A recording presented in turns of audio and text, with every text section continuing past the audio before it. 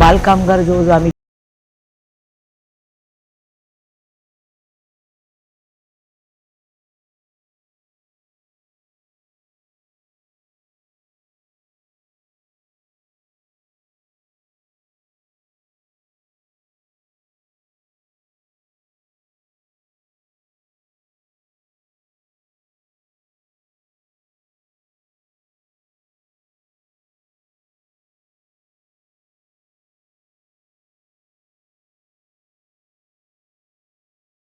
सरकारने म्हणूनही हे आम्हाला जमणार नाही, नाही तर एक्सपर्ट नाही मा आम्हाला बोलवा, आम्ही सांगतो ना तुम्हाला कसं करायचं. जर सरकार रेल्वे चालवू शकतं, का नाही चालवू शकत गरिबांसाठी?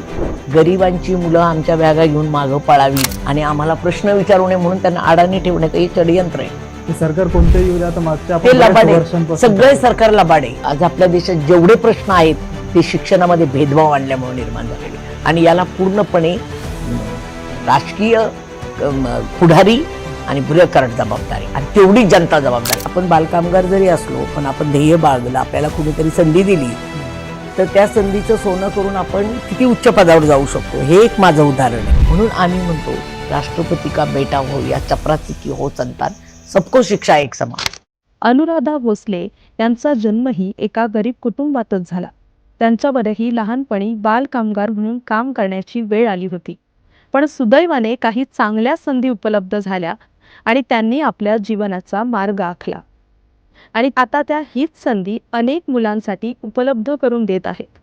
बालमजुरी हा प्रश्न केवळ लहान मुलांच्या कष्टाशीच निगडीत नाहीये, तर त्यातून आरोग्य, अंधश्रद्धा, स्त्री सबलीकरण, शोषण, तस्करी असे अनेक प्रश्न निर्माण होतात. यासाठी अनुराधा भोसले यांनी संस्थात्मक पातळीवर काम केलंय.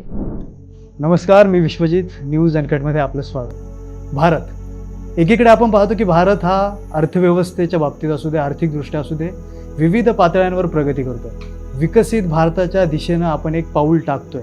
असं होत असतानाच दुसरीकडे मात्र भारतातला जो सर्वसामान्य नागरिक आहे, जो समाज आहे, तो आजही दारिद्र्यात, गरिबीत खितपत पडलेला आपल्याला दिसून येतोय. आणि याच दारिद्र्यामुळं बालमजुरी, बालकामगार यांसारखे प्रश्न या भारतीय समाजापुढं आवासून उभे आहेत. या बालमजुरीचे कित्येक बळी आज आपण गेलेले पाहतोय.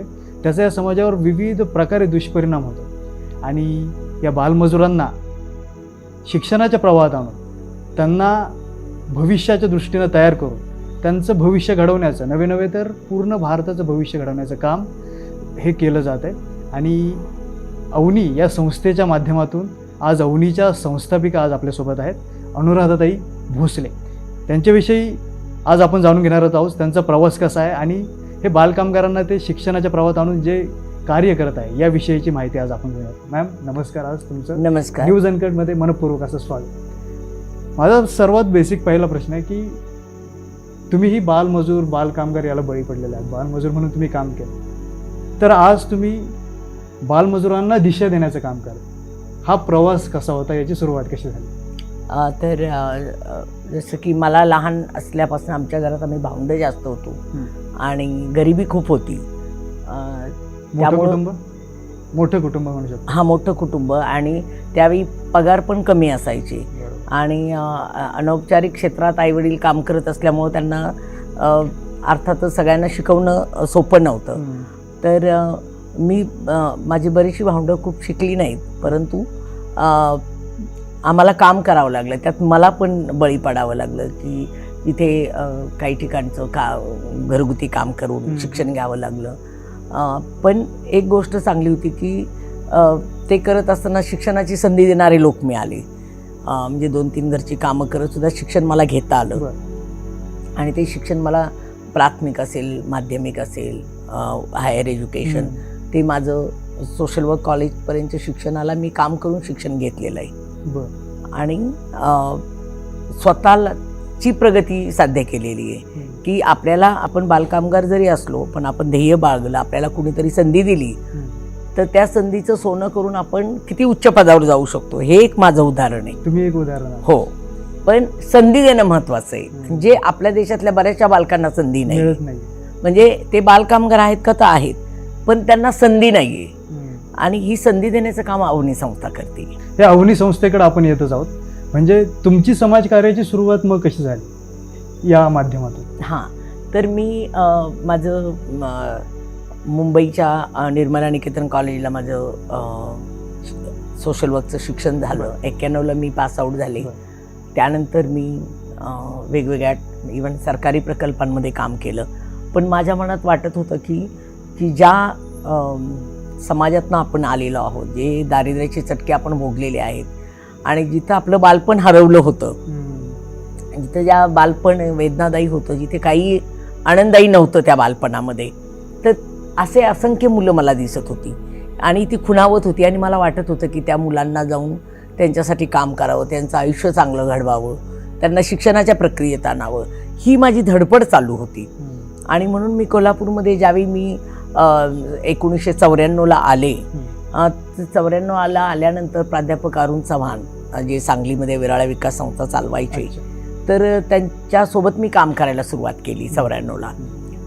परंतु माझ्या मुलीचा जन्म झाला 96ला आणि मी ठरवलं की आता कोल्हापूरमध्येच मुलांसाठी काम करायचं.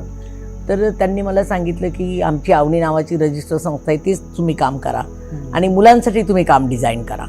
आणि मग मला संधी मिळाली की अवनीचं विजन मिशन स्ट्रॉंग करण्याची, मुलांच्या अधिकारांसाठी ही संस्था कशी काम करेल, बालकामगारांनी ही संस्था कशी मुक्त करेल, मुलांना संविधानात्मक अधिकार ही संस्था कशी प्राप्त करून देईल, यावर मी विचार करायला सुरुवात केली. आणि मग ह्या अवनी संस्थेचं 32 वर्षापूर्वी काम सुरू झालं. की सुरुवातीला ज्यावेळी मी सर्वे केला, मी एकटीच काम करत होते, माझ्यासोबत कोण नव्हतं.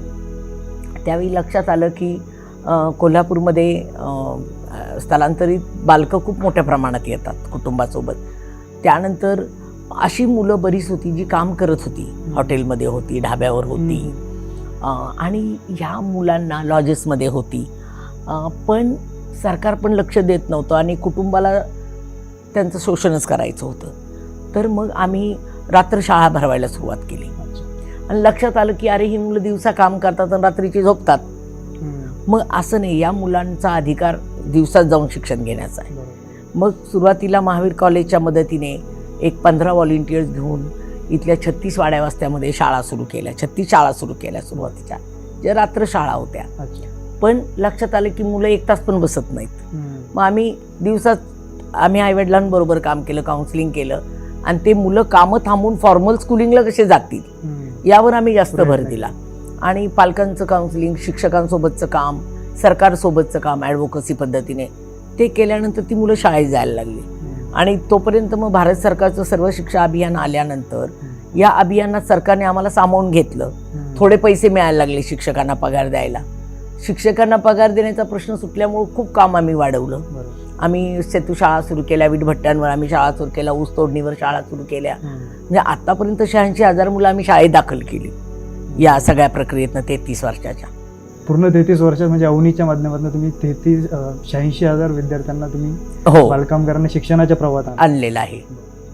अजून ही व्याप्ती कशी म्हणजे अवनीची काय काय विविध उपक्रम, म्हणजे समजा तुम्ही एकदा विद्यार्थी किंवा जो बालकामगार आहे, बालमजूर आहे, त्याला शिक्षणाच्या प्रवाहात आणता, मग आणखी काय काय कशा प्रकारे त्याला शिक्षण दिलं जातं, काय काय उपक्रम त्यासाठी? तर आम्ही काय करतो, एक तर स्थलांतरित बालकांसोबत जे आमचं काम आहे की आम्ही जे डे केअर सेंटर चालवतो, आधी 3 ते 6 वयोगटातल्या मुलांसाठी अंगणवाड्या नाही आहेत स्थलांतरित बालकांचा.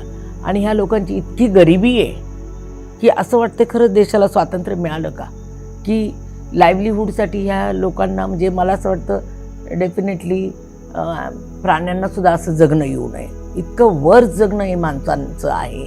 आणि बेसिक मानवी अधिकारसुद्धा त्यांना नाही आहेत, की लाईव्हलीहूड तर नाही आहे, शिक्षण खूप नंतरचा भाग आहे, परंतु माणसासारखं जगणं या कुटुंबाचं नाही आहे. तर पण काय चेंज करू शकतं यांच्या लाईफमध्ये, तर फक्त एज्युकेशन चेंज करू शकतं. म्हणून आम्ही एज्युकेशनवर त्या ठिकाणी भर दिला. आणि म्हणून जितक्या मुलांना त्या प्रक्रियेत आणता येईल, लिहायला वाचायला शिकवता येईल, फॉर्मल स्कूलिंगमध्ये टाकता येईल, तितका आम्ही प्रयत्न करतो. कारण शिक्षण हे असं शस्त्र आहे की तेच तुम्हाला माणूस बनवू शकतं आणि तेच तुम्हाला तुमचे अधिकार मिळवण्यासाठी लढायला बळ देऊ शकतं. तर आमची आयडिओलॉजी ती असल्यामुळे आम्ही कुठलंही मूल असेल की त्याला आम्ही शाळा बाह्य राहू देत नाही, त्याला शाळेत आम्ही फोर्सफुली दाखल करतो. आता तसं पाहिलं तर कोल्हापूरसह महाराष्ट्र आणि देशभर प्रश्न बालभिक्षेकरांचा.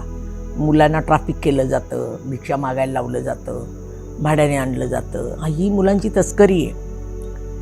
उत्तर प्रदेश, बिहार, ओरिसाकडनं मुलं इथं ट्रॅफिक केली जातात. आईवडिलांना 10,000 रुपये द्यायचे आणि कायमस्वरूपी मुलांकडनं काम करून घ्यायचं. हा अनैतिक व्यापार आहे मुलांच्या नावे. आणि इतकं मोठ्या प्रमाणात त्यांचं शोषण केलं जातं. त्यांना सांगितलं जातं की तुम्हाला मोबाईल देऊ आणि चांगलं हॉटेलमध्ये जेवण देऊ, आणि ती मुलं येतात. नंतर मोबाईल तर त्यांना मिळतच नाही, परंतु कंपल्सरी 18-19 तास काम करून घ्यायचं, मारहाण करायची, भातामटी खायला द्यायची, अमानवीय पद्धतीने वागायचं, पालकांबरोबर संपर्क नसतो. तर खूप मोठ्या प्रमाणात या दारिद्र्यात खिचपत पडलेल्या असणाऱ्या समाजाचं शोषण केलं जातं. आणि जास्त फॅक्टरीज जिथं कच्चा माल तयार होतो तिथं ही मुलं इन्व्हॉल्व आहेत. आणि फॅक्टऱ्या म्हणतात की हे कुठं आमच्याबरोबर डिरेक्टली आमचे एम्प्लॉई आहे, पण कच्चा माल तर तयार करणारे तेच आहेत ना. तर त्यामुळं तो आम्हाला संघर्ष करावा लागतो त्यांच्यासोबतचा. तर त्यामुळं जगातला सगळ्यात मोठा व्यापार बालव्यापार आहे, की जिथं भिक्षा मागण्यासाठी, बालकामगारींसाठी, अनैतिक गोष्टींसाठी मुलांचा व्यापार केला जातो. आणि यामुळं आपल्या देशामध्ये आज आपण जर बघितलं, राज्यघटनेने एकीकडे आपल्याला under article 21 right to live दिलेला आहे, right to live like human being, पण त्याचं मोठ्या प्रमाणात उल्लंघन राज्यघटनेनुसार झालेलं आपल्याला दिसतंय. ते त्यामुळे ही खूप गंभीर गोष्ट आहे आणि आपलं लक्ष नाही आहे. आपला देश काय, पाकिस्तान विरोधात क्रिकेट खेळायला आम्ही एकत्र येऊ. आमच्या कोल्हापूरमध्ये ते हत्तीनं आणायला कोल्हापूरकर एकत्र आले. अरे तुम्ही जर सगळे एकत्र येत बालकामगारी मुक्त करायला एकत्र आला तर होऊ शकते, का होऊ शकत नाही? सगळ्यांनी ठरवलं तर हा प्रश्न हा, सोडवला जाऊ शकतो. आपण वर्ल्ड कप आमच्या देशाने जिंकावं म्हणून तुम्ही सगळेजण टक लावून टीव्ही समोर 4 दिवस बसता, असं का विचार करत नाही? बालकामगारी हा आमच्या देशावरचा शाप आहे, प्रत्येक मूल शाळेत गेलं पाहिजे, त्याचं शोषण थांबवण्याचा मी नागरिक म्हणून प्रयत्न करेन. असं ठरवलं तर ते शक्य आहे का? तर आहे. पण आम्हाला आज आमचं धोरण किंवा आमची मानसिकता ही विनाकारण मोठा खर्च करणं, नको ते उपक्रम राबवणं, ज्याचा देशाच्या विकासाशी काही संबंध नाही आहे, कवडीचा संबंध नाही, तिथे आम्ही हुरूप दाखवतो. तर त्यामुळं हा प्रश्न गांभीर्याने वाढत चालला आहे, हा कमी होत नाही आहे. मुलांच्या दिवसेंदिवस वाढतो, दिवसेंदिवस. जी गंभीर गोष्ट आहे, आपली विकसित देश होऊ शकत नाही यामुळं. आपण विकसनशील देश नाही, आपण थर्ड वर्ल्ड कंट्री म्हणून लवकरच गणलं जाऊ अशा पद्धतीने जर मुलांच्या अधिकारांचं उल्लंघन झालं तर त्यामुळे ही अतिशय गंभीर घटना आहे. हे आज राज्यकर्ते आणि नोकरशहा हे पण गंभीरदृष्ट्या पाहत नाही याच्याकडे. त्यांचा हा अजेंडा नाही आहे. मुलांचे अधिकार जपणं हा कुठल्याही देशाचा पहिला ही एक अग्रक्रम पाहिजे, तो नाही आहे. आणि हे देशासाठी खूप धोक्याचं आणि सूचक आहे. कारण ही बालकं उद्या प्रौढ होणार आहे. इतकी अडाणी लोकसंख्या घेऊन तुम्ही देश चालवणार आहे का? भविष्य म्हणू शकतो आपण देशाचं. 40 ते 45% वर स्कूल ड्रॉपआउट आहेत. वास्तव आहे. हां. आणि आज स्किल डेव्हलपमेंट सरकार म्हणतंय काही मुलांसाठी ठीक आहे, परंतु तुम्ही फॉर्मल एज्युकेशन देणार आहात की नाही? तिथं तुम्ही सक्ती करणार आहात की नाही? चांगल्या कामाची सक्ती केली पाहिजे, ती होताना दिसत नाही. त्याच दृष्टीने मला विचारायचं ताई, की हा जो प्रश्न आहे हा समाजापुढे आवासून उभा आहे. बरोबर. ज्या प्रकारे समाजात प्रबोधन होणं गरजेचं आहे, त्याच प्रकारे शासन स्तरावर देखील प्रयत्न होणं गरजेचं आहे. तुम्हाला काय वाटतं की दोघांचं काय प्रयत्न व्हायला हवे? दोघांकडे लोकांनी मानसिकता बदलायला पाहिजे. समाजाने मला आता बऱ्याच वेळा मला स्वतः समाज टीका करतो की अरे त्या मुलाला आज 50 रुपये मिळतात, अनुराधाताई तुम्ही का त्याचं पोटावर का पाय आणताय? पोरगा जेवतोय ना. अशी टीका केली जाते की तुम्ही लोकांची रोजीरोटी काढून घेता. पण आज तो 50 रुपये कमवतो at the age of 14. At the age of 28 तो फक्त 150 रुपये कमवणार आहे. आणि ज्यावेळी त्याचं कुटुंब होईल त्यावेळी त्याचे मुलंही हेच काम करणार आहेत. त्यामुळे जर त्याच्यामध्ये कॅपॅसिटी आहे, त्या मुलाचा मूलभूत अधिकार हा शिक्षणाचा आहे. तुम्ही त्याला शाळेत टाका, तुम्ही त्याला काम देऊ नका. शाळेत त्याला जाऊ दे, त्याच्या पालकांना काय आर्थिक अडचण आहे ती त्याची तुम्ही भागवा, पण त्या मुलाचा मूलभूत अधिकार काय आहे? शिक्षण हा त्याचा मूलभूत अधिकार आहे. त्यामुळं त्याला त्याचा मूलभूत अधिकार मिळणं हे खूप इम्पॉर्टंट आहे. तोच आपण काढून घेतो आणि कॉम्प्रोमाइज करतो आपण. तर समाज आणि मानसिकता बदलणं की आम्ही सहानुभूती मी दाखवणार नाही, मी कठोर होऊन त्याला शाळेत दाखल करेन. हां, तुम्ही सहानुभूती दाखवू नका, त्याच्या शिक्षणाचा खर्च करा ना. तुम्ही एक वडापाव खाऊन त्याला सहानुभूती दाखवताय, त्यापेक्षा तुम्ही त्याचा पूर्ण वर्षाचा शिक्षणाचा खर्च का नाही उचलत? एखाद्या हॉस्टेलमध्ये त्याला न्या, बरोबर, दप्तर द्या. तर ही मानसिकता बदलणं गरजेचं आहे. सहानुभूती नकोय, हक्क हवा. आणि दुसरी गोष्ट, सरकारने आपले कायदे खूप चांगले, 1980चा बालकामगार कायदा आहे, त्याच्यामध्ये 72 आस्थापना धोकेदायक मानल्या गेलेल्या आहेत. जे जॅक 2016 आहे, ज्याच्यामध्ये काळजी आणि संरक्षणाची गरज, बालकामगारी नको. या मुलांना काम जरी केलं 16 वर्षानंतर तर नियमन सांगितलेलं आहे, पण हे कायदे इम्प्लिमेंट करायला सरकारला वेळ नाही, अंमलबजावणी प्रभावीपणे होत नाही. आपल्याकडे अतिशय चांगले कायदे आहेत, परंतु अंमलबजावणी होत नाहीये. आणि मुळात मी तुम्हाला सांगते, हे प्रश्न जे दारिद्र्याशी निगडीत आहेत, हे दारिद्र्य कसं कमी होईल? हे दारिद्र्य केव्हा कमी होईल की त्या व्यक्तीला हाताला काम मिळेल, त्या कामाप्रमाणे किमान वेतन मिळेल. कष्टकऱ्यांना किमान, आज शेतकऱ्यांना आज मी स्वतः शेती करते, काय मिळते? पाऊस आला त्याचं सगळं जातं. तर किमान वेतन, शेतकऱ्यांच्या मालाला आधारभूत किंमत. तर तुम्हाला सांगते, हे शक्य आहे का सरकारला करणं? तर हे शक्य आहे.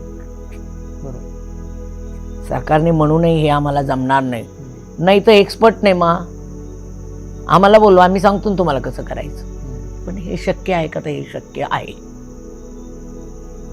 जर सरकार रेल्वे चालवू शकतं, पूर्ण देशभर रेल्वे जाते, सिस्टमॅटिक आहे, काही चुकत नाही. शाळा नाही चालवू शकत गरिबांसाठी, सोपी गोष्ट आहे. तुम्ही एअरलाईन चालवता, तुम्ही रॉकेटवर पाठवता, मी हे काय रॉकेट सायन्स सोडे. तर ही मानसिकता आहे. गरिबांची मुलं आमच्या बॅगा घेऊन मागं पळावीत आणि आम्हाला प्रश्न विचारू नये म्हणून त्यांना अडाणी ठेवण्याचं हे षडयंत्र आहे, जाणून बुजून म्हणू शकतो. हां, त्यामुळं आमचा हे जे चाललेलं आहे मुलांच्या अधिकाराच्या बाबतीत, हे चिंताजनक आहे, हे अमान्य आहे. आता तुम्ही जे सांगितलं की शिक्षण हे त्याच्यावरचं एक मूलभूत औषध म्हणू शकतो, किंवा तो एक गरज आहे शिक्षणाची. बरोबर. पण आपण दुसरीकडे पाहतो की आता मराठी शाळा बंद पडण्याचं प्रमाण दिवसेंदिवस वाढतंय. काय मत आहे आपल्या याच्यात? नाही, मराठी शाळा मुळात हा अन्याय आहे आणि ही दुटप्पी भूमिका सरकारची आहे. एका बाजूने म्हणायचं की मराठी शाळा टिकल्या पाहिजे, मराठीच बोललं पाहिजे, मराठी बोर्ड लावा. तुमची मुलं इंग्रजी मीडियमच्या शाळेमध्ये आहेत. विज्ञान काय सांगतं की मुलांचा विकास हा त्याच्या बोलीभाषेतनं त्याचा विकास फास्ट होतो. विज्ञान सांगतो, हे दुसरं कोण नाही सांगत. इंग्रजी शाळा आणून हे खाजगीकरण करून नफेखोर भांडवलदारांसाठी दरवाजे उघडलेले आहेत. ही खाजगी शाळावाले सगळे नफेखोर भांडवलदार आहेत. हे नफेखोर भांडवलदाराची ही बाजार आणि दुकानदारी आहे. ही शिक्षणाचा बाजार आहे. म्हणून आम्ही म्हणतो, राष्ट्रपती का बेटा हो या चपरासी की हो संतान, सबको शिक्षा एक समान. तुम्ही आमदार खासदाराचा मुलगा आणा की प्राथमिक शाळेत, कसं त्याचं स्टँडर्ड वाढणार नाही? तुम्हाला सरकारी नोकरी पाहिजे पण मूल सरकारी शाळेत नको. ही दुटप्पी. आणि मी सांगते, शिक्षणाचं बाजारूकरण झालेलं आहे, शिक्षणाची खाजगीकरण झालेलं आहे आणि शिक्षणामध्ये सगळ्यात मोठं डिस्क्रिमिनेशन, भेद आणल्यामुळं आज आपल्या देशात जेवढे प्रश्न आहेत ते शिक्षणामध्ये भेदभाव आणल्यामुळे निर्माण झालेले. आणि याला पूर्णपणे राजकीय पुढारी आणि ब्युरोक्रॅट जबाबदार आहे आणि तेवढी जनता जबाबदार आहे, कारण तुम्ही हे खाजगीकरण मान्य केलेलं आहे. आज प्रगत देशात तुम्ही युरोपियन कंट्रीज बघा, सरकार शाळा, शिक्षण आणि आरोग्य ह्या 2 गोष्टी सरकार चालवते आणि इथं ह्या 2 गोष्टी सरकारने अंग काढून घेतलेले आहे नफेखोर भांडवलदारांच्या ताब्यात दिलेल्या आहेत. कंपन्या शाळा चालवतात.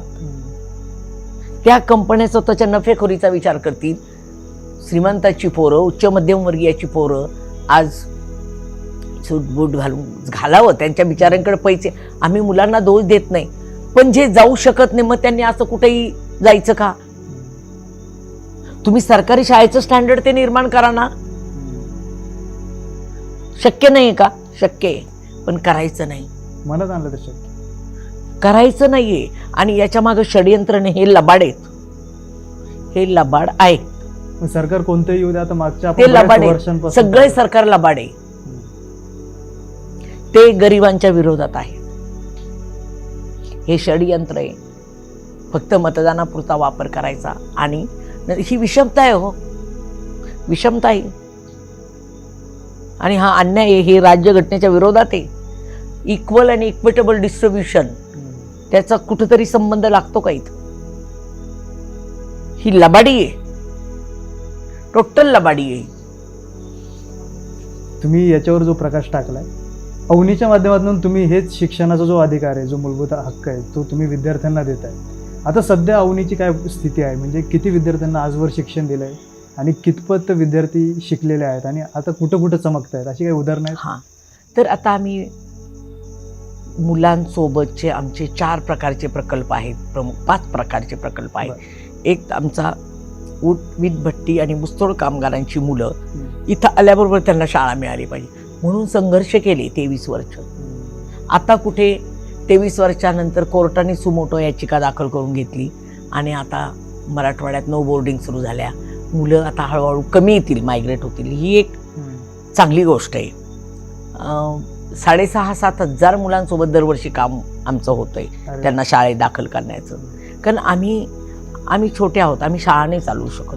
आम्ही काय करू शकतो? चाललेल्या शाळेमध्ये मुलं दाखल करू शकतो, कारण तिथं ऑलरेडी ट्रेन टीचर आहेत. तर आत्तापर्यंत आमचं मायग्रंटच्या 86,000 मुलांसोबत काम झालं आहे, जिथं आम्ही त्या मुलांना दाखल केलं. हां, मराठवाड्यात पण दाखल करतो, इथं आल्याबरोबर पण दाखल करतो. आम्ही आमच्या कामाचा मॉडेल आम्ही सरकारला स्ट्रेंथन करतो. जे सिस्टीममध्ये आहे त्यांना स्ट्रेंथन करणं, वेगळं काही सुरू करू शकत नाही आम्ही. कारण आम्ही वी बिलीव्ह इन ॲडव्होकसी, की सरकार ही इतकी मोठी यंत्रणा आहे, त्यांना पॉवर आहे, त्यांच्याकडे पैसे आहे, आणि आमच्याकडे ते काहीच नाही. आमच्याकडे फक्त एक राज्यघटनेने दिलेला विचार आहे आणि त्यानुसार हे झालं पाहिजे एवढं पुश करणं आमची एक जबाबदारी आहे नैतिक. त्याच्यामुळं ह्या मुलांना शाळेत दाखल करण्याचं काम आपण केलं. त्यानंतर ह्याची बालभिक्षेकरी आणि बालकामगार जवळजवळ आम्ही 13,000 वर बालकामगार मुक्त केलेत आत्तापर्यंत. ते जास्त नॉर्दर्न इंडियातले, आणि बालकल्याण समितीच्या मदतीने त्यांना पाठवलं शाळा त्यांच्या गावाला. बालभिक्षेकऱ्यांसाठी आम्ही ज्यांचा वापर होतो, जे स्वतःहून भिक्षा मागतात, ते जवळजवळ आम्ही 3-3.5 हजार बालभिक्षेकरांना आम्ही शिक्षणाच्या प्रक्रियेत आणलं. त्या कम्युनिटीसोबत आम्ही काम केलं. कचरावेचकांची पुढची पिढी कचरावेचक होऊ नये म्हणून आम्ही आमच्या अभ्यासिका आहेत, लायब्ररी आहेत, मोबाईल लायब्ररी, जवळजवळ 350 मुलांसोबत दरवर्षी आमचं काम होतं की ह्यांनी शिकावं, ह्यांनी मुलीने लवकर लग्न करून घेऊ नये, त्यानंतर ह्यांची पुढची पिढी याच्यात जाऊ नये म्हणून आम्ही हे चालवतो. आणि त्यानंतर केअर आणि प्रोटेक्शन अंडर आमच्याकडे 50 मुलींचं बालगृह आहे की ज्याच्यामध्ये ज्या मुली अनाथ आहेत, निराश्रित आहेत, सिंगल पेरेंट आहेत, ब्रोकन फॅमिलीतले आहेत, अशा मुलींचं पहिलं प्रोटेक्शन, दुसरं शिक्षण, संगोपन, तिसरं शिक्षण. तर असं करत आम्ही जवळजवळ 4,500 मुलींना 33 वर्षामध्ये त्यांचं संगोपन केलं आहे. उच्च शिक्षित मुलं HR मॅनेजर झालेत. आमची एक मुलगी एअर होस्टेस झाली. त्यानंतर मुली BSc नर्सिंग केल्यात, जनरल नर्सिंग मुली पास झाल्यात, ANM मुली झाल्यात, शिक्षिका झाल्यात, सोशल वर्कर झाल्यात, आणि या मुली आता चांगल्या पदावर शिक्षण घेत आहेत, म्हणजे नोकऱ्या करतायत. तर या संस्थेचं कामच एक आहे की ज्यांची शाळा चुकली त्यांना आणणं, शिक्षण देऊन त्यांना विकसित करणं, आणि ज्या अनाथ मुली आहेत त्या मुलींचं प्रोटेक्शन, संगोपन, नोकऱ्या बघून देणं, लग्न करणं, अगदी माहेरपणाला सुद्धा मुली आमच्याकडे येतात. म्हणजे हे आमचं काम थांबत नाही, कंटिन्युअस. ज्यांना जी मदत पाहिजे ज्या लेवलला ती आम्ही करतो.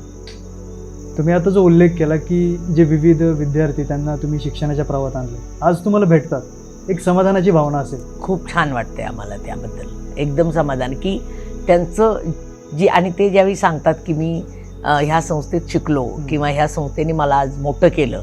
15 ऑगस्ट 26 जानेवारीला ही मुलं येतात, खाऊ घेऊन येतात, थांबतात आणि कृतज्ञता व्यक्त करतात संस्थेप्रती, तर ही खूप मोठी गोष्ट आहे. आणि दे गिव्ह बॅक ना, स्ट्रॅटेजायझिंग करणं, हेल्प करणं, येणं, अशा वेगवेगळ्या लेवलवरती मुलं मदत करतात आम्हाला. तुम्ही हे जे कार्य करताय, तुमच्या कार्याला तर सलाम आहेच, तुम्ही खूप मोठं कार्य करताय. मला हे विचारायचं आहे की तुम्ही एक समाजकार्यात वळाल्या, तुम्ही देखील या गोष्टी भोगल्यात आपण म्हणू शकतो, आणि आता तुम्ही एक शिक्षणाच्या प्रवाहात मुलांना आणता. तर ह्या मागच्या जो 20, 25, 30 काय जो वर्षांचा कालावधी आहे, यात तुम्हाला ही गोष्ट करताना विविध प्रकारची आव्हानं आली असतील. कारण की तुम्ही सांगितलं की वेगवेगळ्या प्रकारचे रॅकेट्स वगैरे चालतात, तर तुमचं या सगळ्यांना आव्हान दिलं जातं तुमच्याकडे. बरोबर. तर अशी काही आव्हानं होती का की त्यांचा सामना तुम्ही कसा केला? खूप आव्हानं, रोज आव्हानं असतात. विशेष बालविवाह थांबवल्यानंतर पॉलिटिशियनचे फोन येतात, दबाव येतात पॉलिटिकल पार्टीचे की ताई या प्रकरणाकडे दुर्लक्ष करा, माझ्या नात्यातलेच आहे, काय झाला तर झाला बालविवाह, काय तुम्हाला करायचं आहे, असं एक त्यांना ते दबाव येतात. बालकामगारांना 2007मध्ये 34 वीटभट्टी कामगारांवर गुन्हे दाखल मी केले एका रात्री. FIR दाखल झाल्यानंतर दुसऱ्या दिवशी 200 लोक, आमचं जुनं जीवबानांना ऑफिस होतं तिथे लोक गाड्या घेऊन आले आणि ते म्हणाले की तुम्ही बाहेर यायचं. आणि मी त्यांना बाहेर येऊन सांगितलं की तुम्हाला पूर्वी खूप सूचना दिलेल्या आहेत आणि 1 वर्ष सूचना दिल्यानंतर दुसऱ्या दिवशी तुम्ही तेच केलं, त्यामुळे आम्ही फक्त FIR दाखल केलेत आणि तुम्ही दंड भरा आणि परत तुम्ही असा हे करू नका आगाऊपणा. तर ते म्हणाले आम्ही बघून घेतो तुमच्याकडनं. म्हटलं बघा, काय प्रॉब्लेम नाही. आणि मी तर म्हटलं स्वतःच्या जीवाची कदर करत नाही, तुम्ही करून काय करणार, आणि ज्या गोष्टीला आम्ही घाबरत नाही, त्यामुळं तुम्हाला काय करायचं ते करा, मी FIR मागं घेणार नाही. त्यावेळी मला खूप दबाव आले. मनोहर जोशी ते चीफ मिनिस्टर होते त्यावेळी. खूप अगदी आमच्या संस्थेची चौकशी करणं, आता जे पैसे येतात ते सगळे मुलांसाठी वापरतात, ऑडिट होतं, त्यामुळे घाबरायचं काही कारण नाही ना. मी निर्भयपणे काम करते, कारण आम्ही म्हणजे मुलांचा आवाज आहोत आणि तो दाबण्याचा खूप वेळा प्रयत्न केला जातो. अगदी ब्युरोक्रसीमध्ये आमचे अनेक अधिकाऱ्यांबरोबर वाद झाल्यानंतर यांची चौकशी करा, यांना अमकं करा, हे करून ठेवा, ठीक आहे ना, काय हरकत नाही, पण आमचं काही चुकतच नाही, आम्ही घाबरायचं काय कारण कर नाही तर डर कसं. हां, तर त्यामुळे हे काम निर्भयपणे, उद्या आपल्या फोटोला हार लागणार आहे अशा पद्धतीची मानसिकता ठेवूनच काम करावं लागतं. कारण घाबरलं तर मुलांचा आवाज दबला जाणार आहे, बालकामगाराचा, बालभिक्षिकाऱ्यांचा.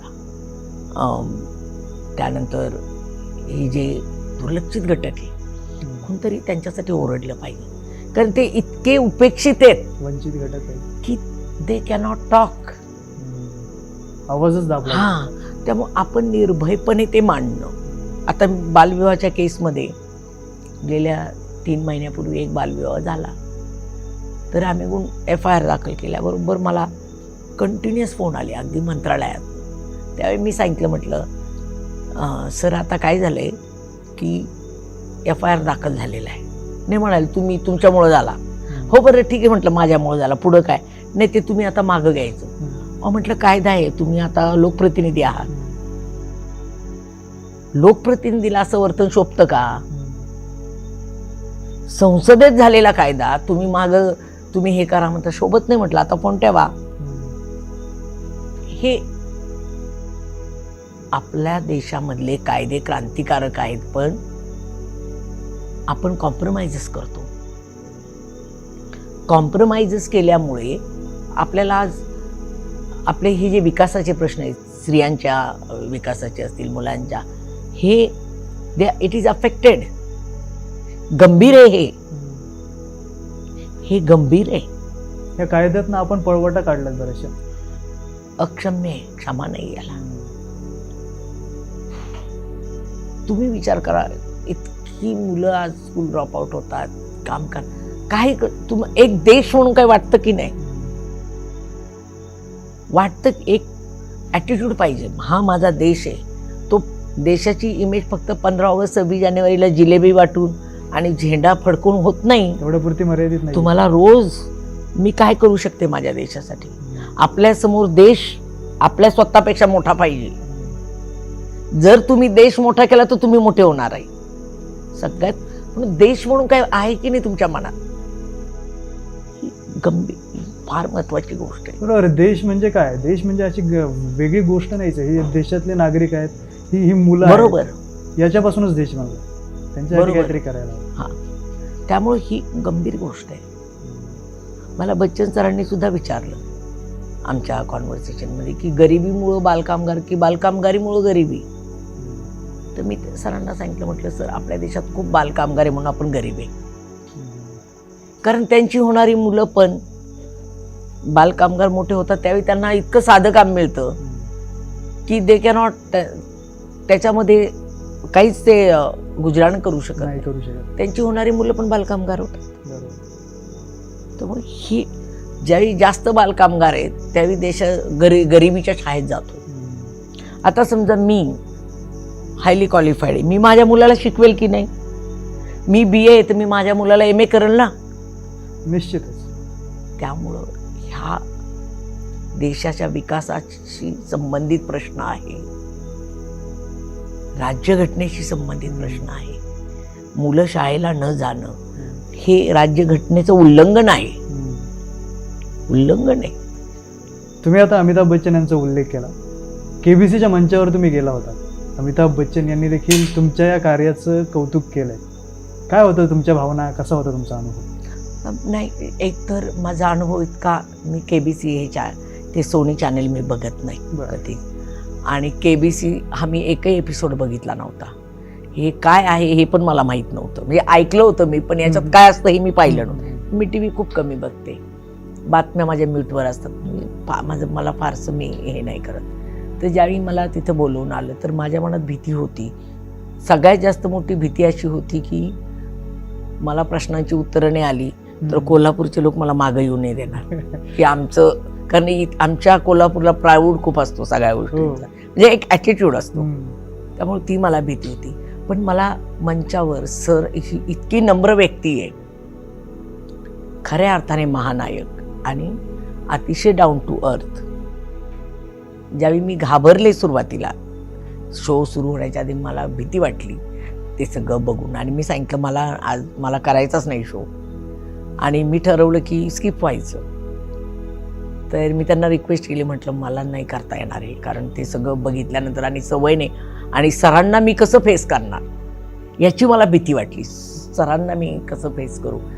तर हे सरांना त्या लोकांनी सांगितल्याबरोबर सर त्यांनी मला एका रूममध्ये बसायला लावलं, आणि 5व्या मिनिटात सर आले आत, आणि सरांना बघितल्यानंतर मी घाबरून आत पळायला लागले. पण सर इतके नम्र, सरांनी मला हक केलं. सर म्हणाले डरने का नाही, मैं हूँ. आणि सरांनी माझ्याबरोबर 15 मिनिटं गप्पा मारल्या, आणि त्या अगदी साध्या की मी उत्तरं दिली सहज, आणि मला सरांनी इतकं कम्फर्टेबल केलं. आणि सेटवर सर स्वतः मला पाणी द्यायला यायचे. सर स्वतः मला, म्हणजे महानायक, एवढी मोठी व्यक्ती किती नम्र असू शकते, आणि ह्या व्यक्तीला जराही इगो नाही, इतकाही इगो.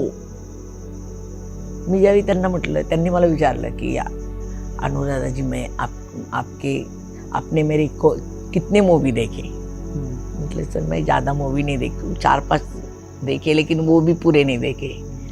तर हे सांगितल्यानंतर त्यांच्या असा राग नव्हता, म्हणजे अगदी डाऊन टू अर्थ. हां, आणि एक महानायक कसा असावा बच्चन यांच्यासाठी. आमचं कार्य त्यांनी क्लिप बघितल्यानंतर सरांच्या डोळ्यात पाणी आलं, आणि शो संपल्यानंतर सरांनी 15 लाखाचा चेक अवनीला दिला वैयक्तिक, आणि त्याच्यातनं आम्ही मग विवाहाचं काम सुरू केलं. सरांच्या मदतीवर हे मी काम उभं केलं बालविवाहाचं. तोपर्यंत प्रोजेक्ट होता माझ्याकडे, आणि सरांची नम्रता अशी, जाऊन त्यांना मी भेटले 1 वर्षाने, तसं आहे ते म्हणाले कुणालाच सांगू नका मी तुम्हाला मदत करतोय. म्हणजे इतकं हायर लेवलचं व्यक्तिमत्व. आपल्याला सर असे टी व्हीत हे, पण प्रत्यक्षात ही व्यक्ती तुम्हाला सांगते ना, मला असं देवाला भेटल्यासारखं वाटलं. इतकं साधं व्यक्तिमत्व आहे सरांचं, असं आहे. तुमचा हा शो मी देखील पाहिला आहे आणि महाराष्ट्रातल्या बऱ्याचशा जणांनी हा शो पाहिला. माझा एक शेवटाकडे येतो आपण मुलाखतीच्या, की आता तुमचा इथून पुढचा प्रवास कसा असणार आहे, काय तुमचं उद्दिष्ट असणार आहे? मी भरपूर माझे कार्यकर्ते तयार केलेत आणि माझी गरज नाही आहे. जेवढे माझे 50-55 कार्यकर्ते आहेत, गाव पातळीवर तर खूप आहे, 3rd जनरेशन पण तयार केली. मुलांचे अधिकार त्यांना माहिती आहेत आणि ते संघर्ष करतायत. आणि माझा प्रवास लोक तयार करणं आणि त्या लोकांनी काम करणं आणि शेवटच्या श्वासापर्यंत मुलांच्या अधिकारांसाठी आपण एक आवाज म्हणून राहणं आणि ग्रासरूटच्या फॅसिलिटेटरला तयार करून त्यांनी समाजासाठी हे काम पुढं नेणं, जिथे माझी गरज लागणार नाही. तर हे मी सातत्यपूर्व करत आलेली आहे. आज माझ्या लोकांना माझी गरजच नाही आहे. जे ग्रासरूटला बालकामगार मुक्त करतात, बालभिक्षकरी मुक्त करतात, बालविवाह रोखतात, माझं तोंड पण बघत नाहीत. ते मला आज विचारत नाही. ती माझी सक्सेस आहे की they know what they are supposed to do. आणि आम्ही 3rd जनरेशन तयार केली की पालकांमधनं, पालकांच्या संघटना बांधायला लागलो. पालकांनी म्हणायचं आम्हाला मुलं शाळेत पाहिजे जायला. आपण त्यांच्यासाठी काम करण्यापेक्षा त्यांनी म्हणणं आमची मुलं शिकली पाहिजे, ते प्रबोधन करणं गरजेचं होतं. हां, तर ते आम्ही पालकांच्या संघटना बांधायला लागलो, कॉपरेटिव्ह तयार करायला लागलो. पालक म्हणू दे की आम्हाला आमच्या किमान वेतन मिळावं, आमची मुलं शाळेला जावी. हे ज्यावेळी ते म्हणतील ना, त्यावेळी आमचं काम बंद होणार आहे. आणि आमचं काम बंद व्हावं, हे काम बंद व्हावं ही आमची इच्छा आहे. ज्यावेळी आमच्या कामाची गरज लागणार नाही ना, त्यावेळी आम्ही काम केलं असा त्याचा अर्थ होतो. तेवढं समाज तेवढा पुढे गेलेला असेल आपण. हां, तर जसं शाहू फुले आंबेडकर, महात्मा ज्योतिराव फुले यांनी आपल्याला वारसा दिला. त्यावेळी चॅलेंजेस होते का? तर होते, पण तो वारसा आम्ही पुढे नेतोय. त्यावेळीचा कालखंड वेगळा होता, आजचा वेगळा होता, पण आजही आमची बरी भाषा तीच आहे की वंचितांना शिक्षण मिळालं पाहिजे. त्यावेळी जात म्हणून तुम्ही शाळेच्या बाहेर होता. आज तुमच्या खिशात पैसे नाही म्हणून आज तुम्हाला शिक्षण नाकारलं जाते. तर परिभाषा बदलल्यामुळं कामाचं स्वरूप बदललं, पण काम एक, ढाचा एकच आहे. त्यामुळं हे अविरत कार्य करत राहणं आणि चुकीच्या प्रथांना, चुकीच्या प्लॅनिंगला विरोध करणं. कारण गरिबांच्या बाजूने कोणतरी बोललं पाहिजे, गरिबांची बाजू मांडणारं कोणतरी पाहिजे, उपेक्षण त्यांचा आवाज कोणतरी झालं पाहिजे. हा शाहू फुले आंबेडकरांचा वारसा आम्ही पुढे नेत राहणार. तो उपेक्षितांचा आवाज तुम्ही पुढे चालवताय, जोरदारपणे मांडताय, हे निश्चितच एक कौतुकास्पद आहे. आंबेडकरांचं एक वाक्य आहे की शिक्षण हे वाघिणीसुद्ध होते आणि जो ते प्राशन करेल तो गुरगुरल्याशिवाय राहणार नाही. बरोबर, तेच काम तुम्ही करताय, तुमच्या माध्यमातून ते काम होत आहे. आणि तुमचं हे जे काम आहे की जे बालमजूर आहेत त्यांना शिक्षणाच्या प्रवाहात आणणं, हे खूप, तसं पाहिलं तर खूप मोठं काम आहे. तुमच्या कार्याला खरंच सलाम.